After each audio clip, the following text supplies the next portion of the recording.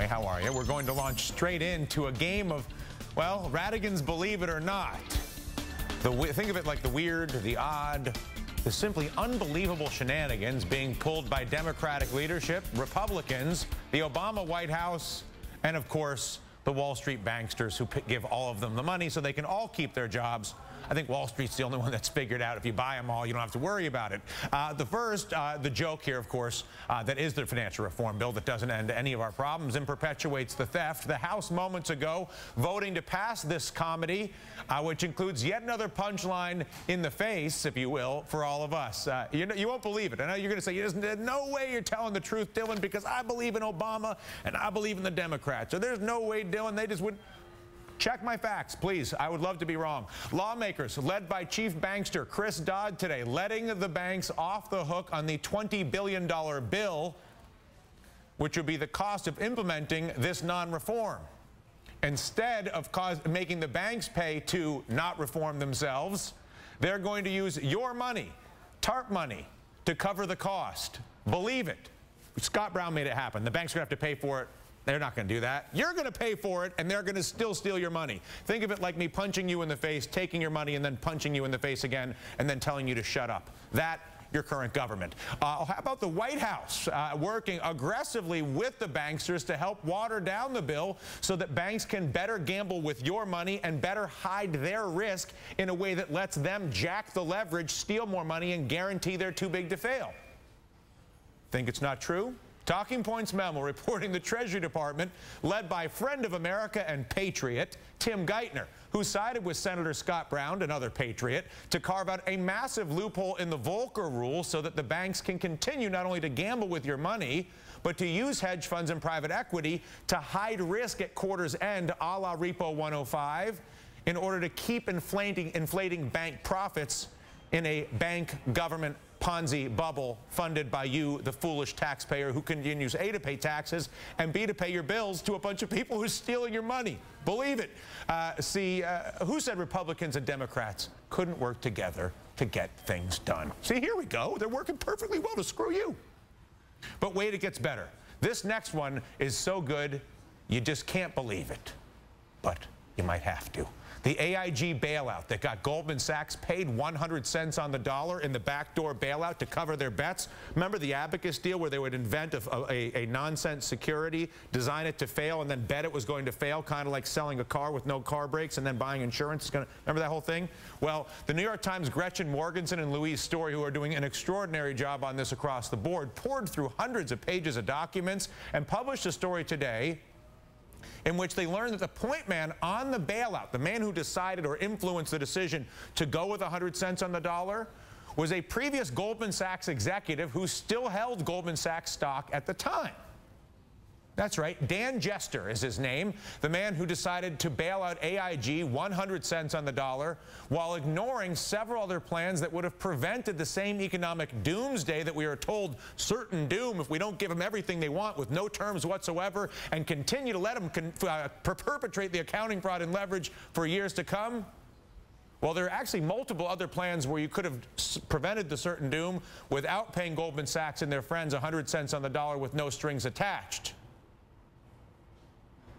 Geithner and his friends, in fact, chose that plan and then had AIG sign a waiver taking their legal rights to sue in case there were fraudulent securities away.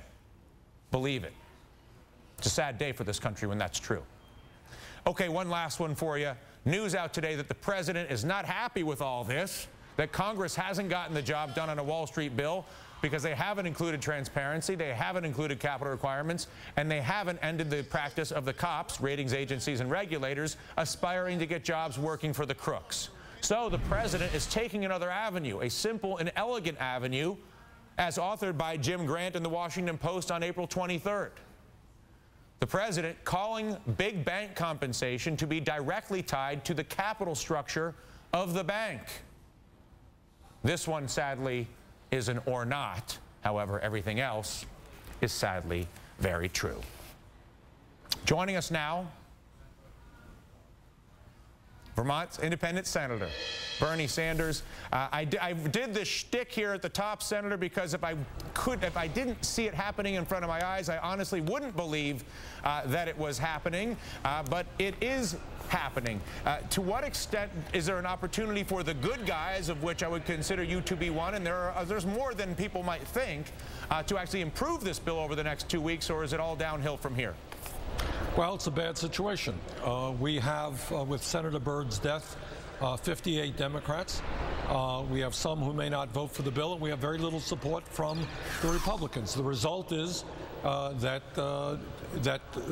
Majority Leader Reid has got to craft together a bill of 60 people with very conservative support, and I think that the end result will be nowhere near as strong as I would like to see.